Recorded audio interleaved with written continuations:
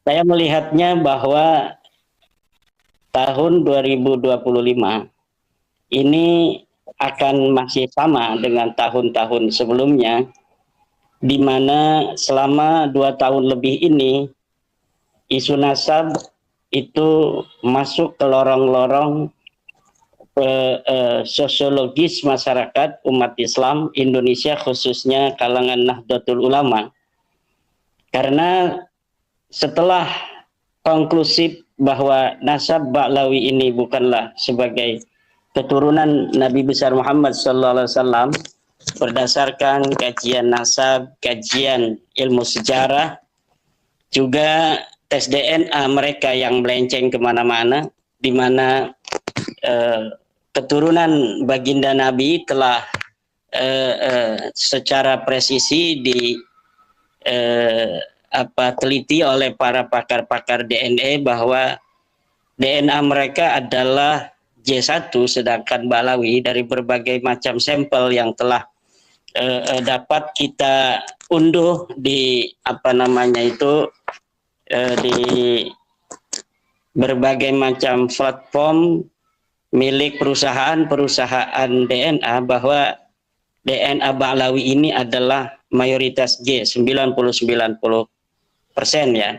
Jadi ini akan sangat sulit jika Ba'lawi dalam keadaan semacam ini masih mempertahankan diri bahwa mereka ingin diakui sebagai keturunan dari baginda Nabi besar Muhammad SAW, beserta seluruh data dan tren masyarakat yang terus uptrend, ya, di mana masyarakat selain dalam kajian epistemologis bahwa nasab Ba'lawi ini telah terbukti bukan sebagai turun Nabi, juga kajian sosiologis bahwa ada masalah relasi hubungan antara masyarakat kita di level bawah dengan bagaimana Ba'lawi memperlakukan mereka secara spiritual. Nah, jadi saya kira polemik nasab ini akan sama saja seperti tahun 2024 yang akan kita hadapi di tahun 2025 ini, sepanjang Ba'lawi ini masih mengaku sebagai keturunan baginda Nabi besar Muhammad Sallallahu Alaihi Wasallam. Dari variabel-variabel yang Ba'lawi dapat gugatan dari masyarakat, baik dari epistemologis melalui kajian DNA, kajian nasab, dan kajian sejarah, maupun dari variabel sosiologis yang masih belum mereka dapat meninggalkan cara-cara masa lalu di mana mereka masih menganggap diri mereka sebagai turun Nabi, masih menganggap kiai-kiai di Nahdlatul Ulama sebagai pengawal-pengawal dari para habaib, masih menganggap bahwa darah mereka lebih mulia, sementara telah jelas bahwa darah mereka bukan darah keturunan Nabi, bukan darah keturunan Arab.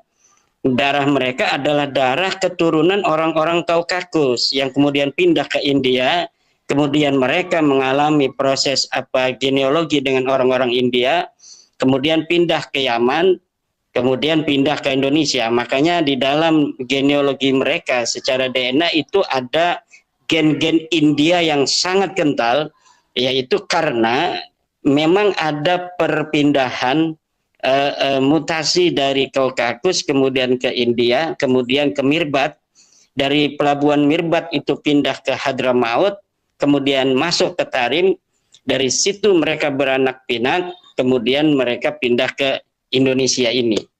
Sementara begitu, dan ini 2025 juga akan diwarnai oleh kitab atau buku saya yang merupakan buku jawaban atas buku daripada Rabita Alawiyah, di mana di Rabita Alawiyah itu menyusun sebuah tim dengan nama tim Persatuan Umat, kemudian membuat sebuah buku yang mengatakan tentang bagaimana keabsahan nasab Ba'lawi. Kemudian saya menulis sebuah buku Ulama Nusantara Menggugat Nasab Palsu, Nah, ini adalah merupakan jawaban konklusif yang saya kira jawaban-jawaban dari Rabita Alawiyah yang tertuang dalam buku terakhir mereka yang ditulis oleh Hanif Alatas CS itu adalah kekuatan terakhir mereka di dalam membela nasab Balawi.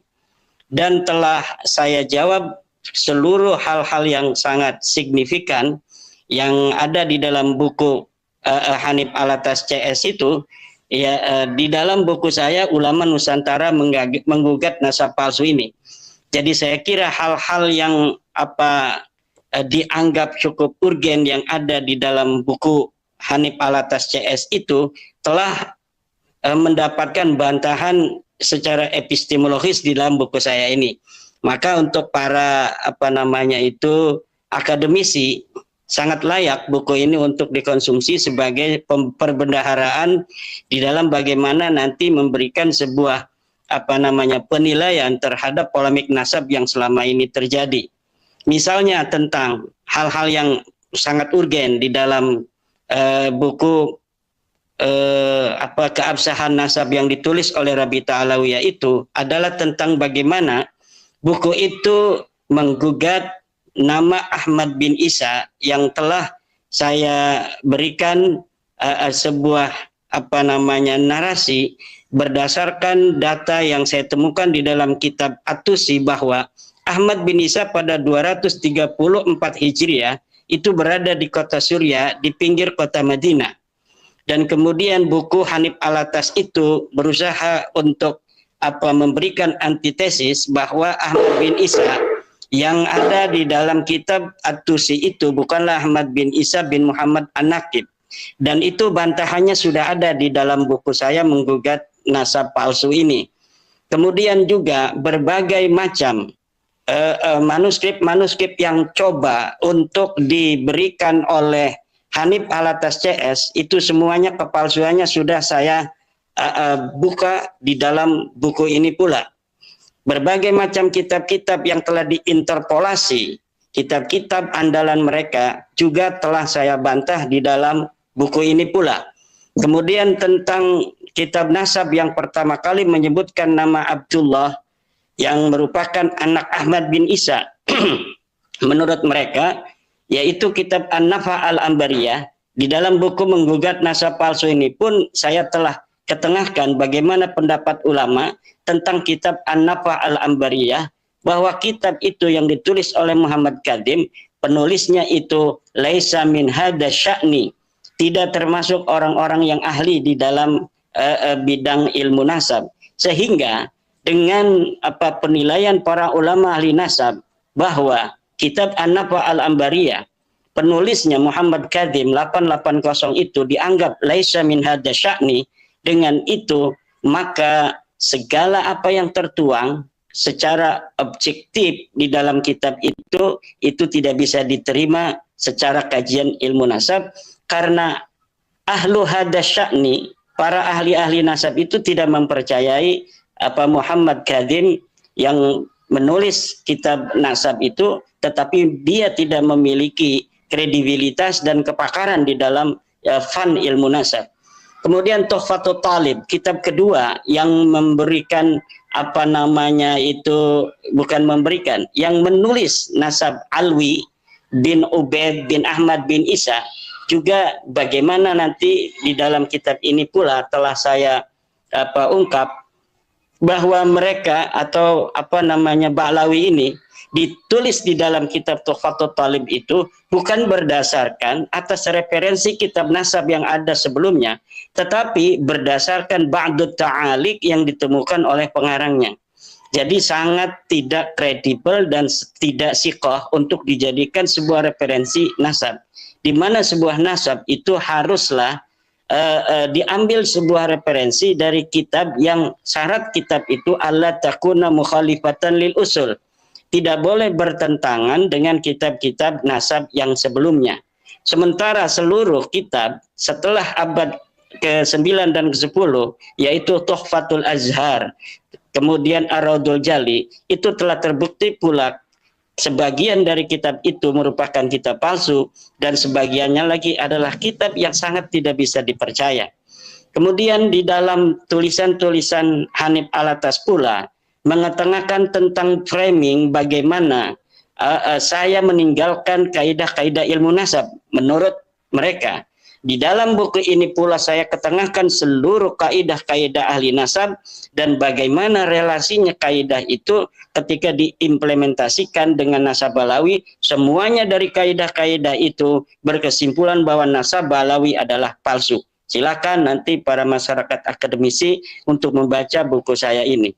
Kemudian berbagai macam juga narasi yang dibangun bahwa ulama-ulama kita seperti Syekh Nawawi At-Tanara Al-Bantani, kemudian Syekh Hasim Asy'ari, Syekh Soleh Darat, Syekh Khalil Bangkalan mengisbat nasab balawi. Di dalam buku saya ini pula saya ketengahkan bagaimana bahwa klaim bahwa para ulama Nusantara mengisbat nasab balawi itu tidak benar. Jadi nanti 2025 ini Mas Yusuf ini akan masih dipenuhi oleh bagaimana bantahan-bantahan yang akan diberikan oleh Hanif Alatas CS terhadap buku saya ini. Dan saya berharap mereka bukan hanya berani untuk membantah melalui buku dari kejauhan, tetapi juga saya berharap mereka berani duduk di hadapan para ilmuwan, di hadapan para doktor dan profesor di sebuah kampus untuk bagaimana narasi-narasi yang mereka bangun itu sebenarnya adalah narasi-narasi kosong yang dibangun di atas ruang hampa. Dan saya akan buktikan nanti di hadapan para doktor dan profesor itu yang mempunyai kredibilitas ilmiah di dalam ilmu sejarah dan metodologi penelitian. Mereka sebagai juri nanti akan memberikan penilaian terhadap bagaimana tesis dan antitesis dari apakah Balawi ini adalah keturunan Nabi ataukah bukan. Tesis saya yang menyatakan bahwa Balawi bukanlah keturunan Nabi itu dibangun berdasarkan data-data yang kuat, yang data itu menurut saya adalah data final yang sulit untuk dibantah kecuali dengan kedustaan gitu. Nah, itu juga nanti 2025 akan dipenuhi dengan penolakan-penolakan masyarakat terhadap klan-klan Ba'alwi. Bukan hanya dari selama ini yang kita kenal dari golongan Ba'alwi yang memiliki track record, misalnya sebagai orang-orang fundamentalis seperti Rizik Syihab, Bahar Smith, dan lain sebagainya.